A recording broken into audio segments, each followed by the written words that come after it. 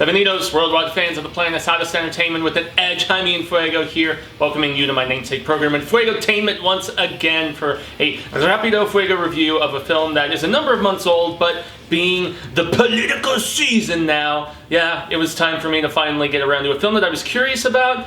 Less on paper, but more so for the fact that I knew it was a political satire, you know, something comedic, written, directed, and produced by none other than Jon Stewart, and boasting a stellar cast, man. I mean, you've got some Jon Stewart on there, you've got Rose Byrne, Mackenzie Davis, Natasha Lyonne, Topher Grace, Chris Cooper. Like, the cast here is friggin' stacked, peeps. And yes, on paper, it basically is there's a feuding Democratic strategist played by Carell, and there is Rose Byrne's Republican strategist. And the movie starts out in 2016, both of them behind the respective campaigns of Trumpy Poo and, you know, obviously, Hill Dog, and just the aftermath that happened along with that, and the scrutiny that Carell's character was under after that presumed win turned into a loss, and then the 4 years that we ended up just getting. And who knows where things are going to go next month in November, but based on the fact that we are ramping up, we've got debates going on, all this different stuff, I was like, okay, it's time for me to see if this film has any merit. Redbox sent out a free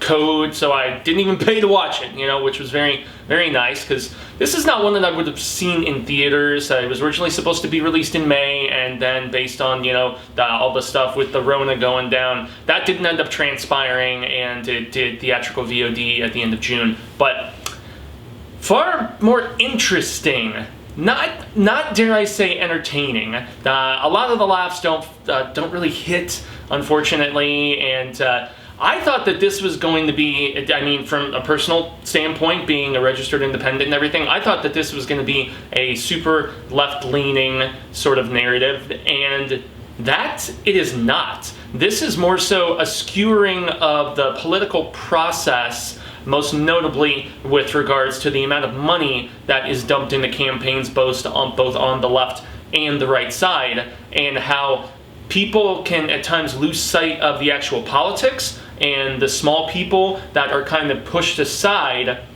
and used really as pawns every 4 years, you know, especially in swing states like Wisconsin, which is where this story takes place. And then they are disregarded until the next 4-year political process gets ramped up and everything, and how really doesn't matter if you're left or right, how there is just an immense amount of greed on both sides, and also that there is a lot of money that we don't necessarily know where it could potentially be going, without spoiling things massively. But so yeah, Carell's character, he has his likable moments, more so than Rose Byrne's character, who is painted as like this vile she-bitch sort of woman. But yeah, I mean, Carell is still swooping in to this small town where a former Marine corporal, or corporal, colonel, I forget which one, but a decorated former Marine who was played by Chris Cooper.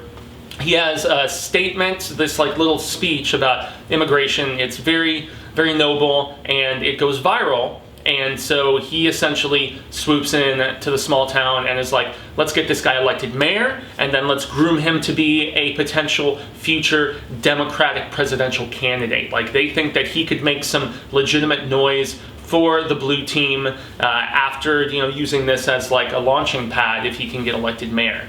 And that's really where things just, they kind of stabilize, and you get all of the supporting cast coming in, whether it's, you know, the Topher Graces, the Natasha Lyonnes, who are like some of his political inside confidants, whether it's, you know, online analytics and things like that, or whether it's more of like a grassroots, you know, putting up signs in people's yards and making pamphlets and all this different stuff. So it does study the campaign process from an intriguingly satirical, yet from what I have read in the few articles that I have about this particular film, a very accurate sort of approach as well. And we know Jon Stewart has an extensive amount of time that he spent on The Daily Show, and he has said that has not left his blood. He is a very politically driven, and just social issues in general, even beyond politics. And so he's a guy that, even though I don't always agree, he's very similar to oh goodness, there's a few of these guys, even like back to Friggin and stuff, and guy who did Religulous, whose name is eluding me at this particular point, Bill Maher. So there are guys where I don't always agree with their personal politics a lot of the time, but yet I do believe that they have a deep, profound care, consideration, and understanding, and interesting insight with regards to that. But one of the issues with this film is that it really, as I said earlier, a lot of the laughs don't necessarily hit. Even the profane banter back and forth between Rose Byrne and Steve Carell's characters, there is this kind of pseudo-attraction thing that is going on despite their inherent hatred for one another. And it's not a very amusing dynamic. And even with like Natasha Lyonne and her like little mid-feud that's going on with Topher Grace once they get, a little bit more involved as the film progresses. But I mean, aside from that, Chris Cooper and Mackenzie Davis are both quite good in this movie as like the small towners that are reluctant and definitely hesitant to align themselves with Steve Carell because he's from DC and he feels like he's acting very opportunistically. But the film does give you just a little bit of that rub that the town is possibly, because we don't really get like legitimate answers until later in the film whether his his grinchy heart is growing 3 times or whatever the hell. But yeah, I did at least appreciate, even if the film didn't land as much with the laughs, it did have just this interesting paradigm of, big politics and small communities and just, how despondently different there are and how the approaches that we're getting from our 2 major parties here in the United States and the fact that they are both employing different smear tactics and the fact that they are both funneling so much money into these campaigns, even small ones like for a mayor race, in small town Wisconsin. The film, especially as you get to the finale and you really see a little bit more specifically without getting into too much detail and spoilery about what Jon Stewart was really calling attention to, what he was skewering more so than anything else. That's where the film actually kind of won me over, and I found the humor to have significantly more merit when it did have those less than frequent instances that it landed. But still, the film had something to say that I wasn't expecting, and so for that reason, I will at least give this 3 out of 5. Fuego Fireballs. This is definitely a bueno film, and I think it's one that the critics were a little harsher with because of the fact that they wanted something that was just gonna bash on the right hardcore, and the film does that, but it doesn't pull its punches with some of the tactics that we see on the other side either,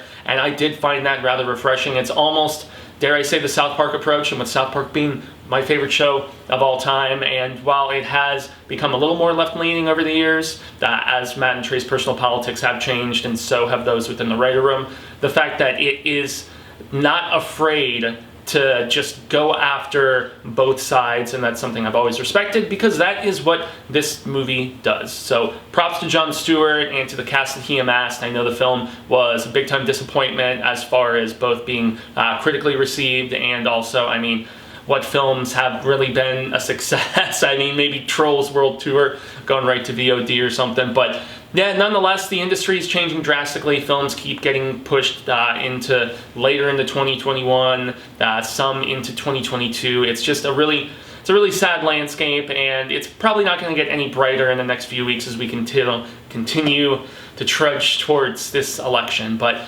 nonetheless, man, yes, irRESISTible.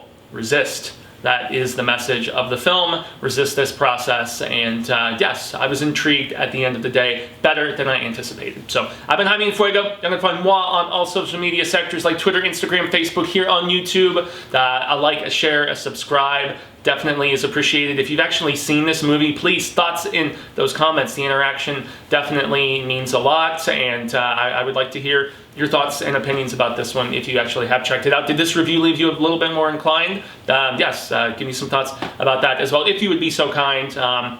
On my main YouTube channel, we wouldn't even get within a 50-foot pole of something like this because that's youtube.com/thehorrorshow channel, as you see below. It's October. This is what I would probably prefer to be discussing as opposed to politics, marching towards that November 4th. But nonetheless, yeah, if you like trailer reactions, reviews of films, comics, video games, television, all the stuff under the spectacular sun, that's where you should head over to check that out. So once again, I'm Enfuego, y'all have been rad status, and until the reel of Ka comes around once more, hasta luego, sin amigos. Constant readers and viewers alike say thank you for taking a little bit of time to hear my thoughts here, but I'm hopeful that we share more of this film palaver sooner rather than later, and until then, stay home, vote from home, dare I say, and yes, make sure that you at least go out and do that. And if you like stuff of the political variety with, you know, a little bit of a biting tongue, check out irRESISTible.